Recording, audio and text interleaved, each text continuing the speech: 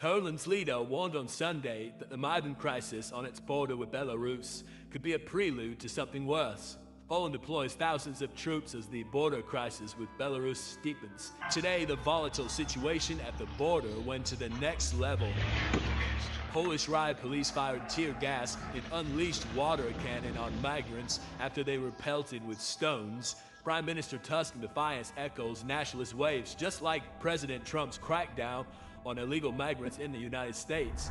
In 2021, Poland faced a crisis unlike anything in its modern history, with Belarus weaponized thousands of migrants from the Middle East and Africa, pushing them toward Poland's border as part of a deliberate hybrid attack. And this wasn't simply migration, it was an international act of hybrid warfare. Many Belarusian security forces even gave migrants directions on how to cross into Poland and handed out wire cutters and axes to cut through border barriers, and others were given money under the promise of easy access to the European Union. Alexander Lukashenko, the dictator of Belarus and close ally of Vladimir Putin, had organized an industrial-scale human trafficking operation. Makeshift camps emerged in freezing forests as waves of migrants attempted to breach the border, creating a humanitarian emergency unlike anything seen in modern Polish history. Polish border guards were overwhelmed, local communities terrified, and the nation's sovereignty directly threatened. The EU stood paralyzed, leaving Poland to confront the crisis alone. Yet, in a surprising turn, Poland took swift and shocking action,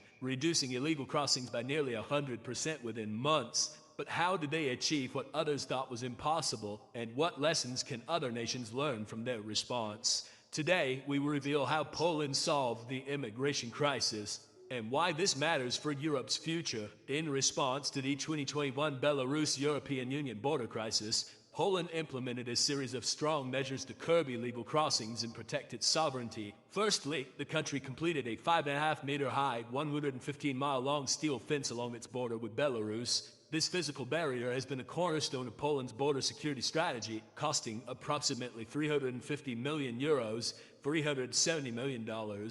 Next, a 60-kilometer no-go zone was established along the eastern border. This zone, also known as a buffer or exclusion zone, restricts access for humanitarian workers, journalists, and even aid workers, effectively excluding them from the area. This no-go zone has been criticized by human rights organizations for hindering humanitarian efforts to assist migrants, including women and children who may be stranded in the area. It has also faced backlash for its costs, which the Polish government announced in 2024 could cost up to 10 billion zlotys, $2.5 billion.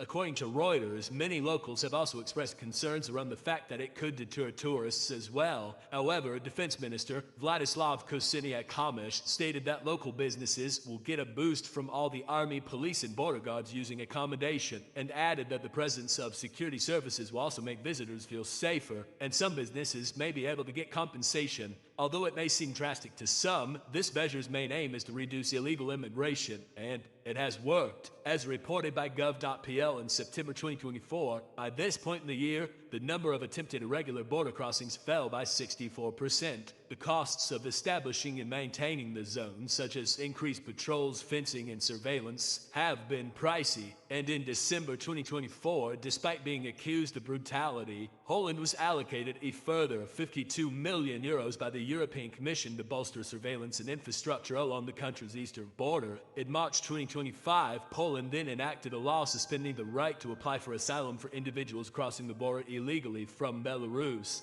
While this legal move is controversial and once again criticized by human rights groups, it is part of Poland's broader strategy to deter illegal entries. The law was promptly criticized by rights groups including Human Rights Watch, which said that the EU should take legal action against Poland if it was implemented. However, Prime Minister Donald Tusk fully backs his decision, saying, "Nobody is talking about violating human rights, the right to asylum. We are talking about not granting applications to people who illegally cross the border in groups organized by Lukashenko." Poland has also deployed additional troops and invested in surveillance technology, such as drones, cameras, and sensors to monitor the border area effectively. This high-tech approach is modeled on the Greek border with Turkey, which uses long-range cameras and radars costing upwards of $18 million.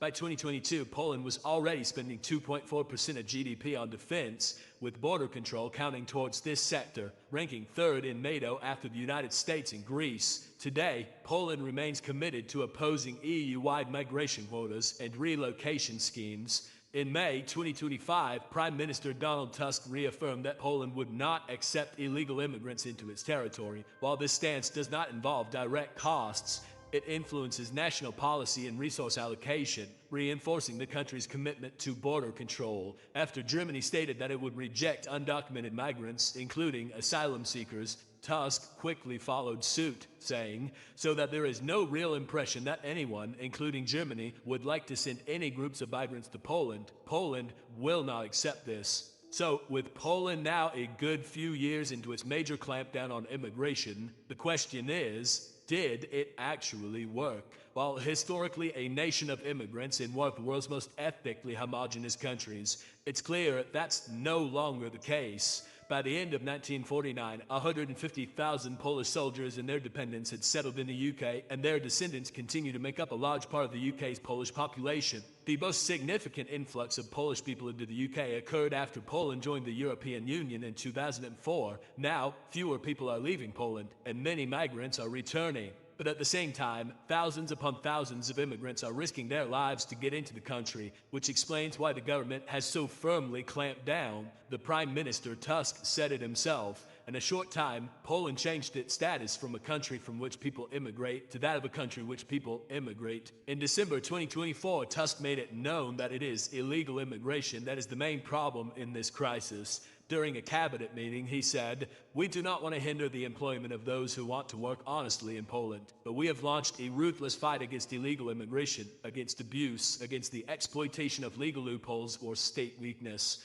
Poland's migration policy runs until 2030 and is entitled Regain Control, Ensure Safety. When Prime Minister Tusk came into power, he immediately threw jabs at the former government, claiming that the lack of real oversight and chaos resulting from the previous government's migration policy meant that hundreds of thousands of people from Asia and Africa ended up in Poland. Thanks to the current government's measures, 31% fewer visas of all kinds were granted in H1 2024 compared to the same period in 2023. When it comes to Poland's seemingly impenetrable border, it is reportedly guarded by thousands of police officers, soldiers, and border guard officers. According to The Guardian, Poland's eastern frontier is now patrolled by 6,000 soldiers, 2,200 border guards, and police. While there have been reports of brutality at the border, in 2024, 2 people lost their lives, compared to 18 people in 2023. But many argue this is simply because Belarusians are now too afraid to try and enter. In February 2025, Dahir, a 17-year-old boy originally from Somalia, told Polish aid workers that he was shot with rubber bullets by Polish border guards as he attempted to cross the frontier in October 2024. Others have made allegations of Polish border guards restraining hands with zip ties, smashing phones, chasing people with dogs, pepper spraying faces, confiscating coats and shoes after strip searches, and throwing people into swamps and rivers back over the border. And The Guardian also noted that many people have chosen to return to Belarus because they did not want to seek asylum in Poland, referring to try another way of sneaking in. But if we circle back to Poland's approach, it is not opposed to migration if done properly and legally. According to notes from Poland, Poland's population is set to shrink 23% by 2100, the 7th largest decline in the EU, and in order to maintain its current ratio of working-age population to retirees, Poland would need to attract almost 2 million immigrant workers over the next decade. Just as the crackdown on illegal immigration kicked off in 2021, Poland issued more first residence permits to non-EU immigrants than any other EU member state for the 5th year running, highlighting the fact that it will accept migrants who go about the process properly. Poland issued almost 1 million permits in 2021, more than twice as much as any other country and 1/3 of the EU total. But one thing's for sure, it will not tolerate illegal immigration. So, can other countries adopt Poland's approach, or are they too excessive? Poland's management of the 2021 migration crisis shows a clear picture of decisive action and measurable success. Although its immigration situation has been described as a paradox, making international news with the unbelievable outpouring of support to Ukrainian refugees from both the government and the local population after the Russian invasion in 2022, when it comes to its tensions with Belarus, many have hailed Poland's crackdown as inhumane. But on the flip side, the European Commission has accused the Belarusian government of tricking migrants and refugees with false promises of easy access to the European Union in what it called a gangster-style approach to a long-running migrant crisis. And the timeline reflects a strategic evolution that we can break down. Between 2020 and 2021, Belarus deliberately orchestrated a migration crisis at Poland's border, weaponizing migrants to destabilize the region. People arrived legally in Belarus from Afghanistan, Syria, or Iraq, and were then taken to the border with Poland for a price of $8,000 to $12,000, but it didn't take long for Poland to respond, declaring a state of emergency and deploying over 15,000 troops to secure the border. Between 2022 and 2023, Poland completed a 186-kilometer high-tech border barrier, equipped with motion sensors and cameras to monitor crossings. Within a year, illegal border crossings plummeted from thousands monthly to near zero, with recent data showing a 99.3% reduction in irregular crossings. In 2022, over 40,000 attempted crossings were prevented. By 2024, fewer than 300 successful crossings occurred. The Polish Border Guard actively publishes updated statistics demonstrating transparency and effectiveness. This aggressive yet targeted approach contrasts sharply with the ongoing migration pressures faced by neighboring countries,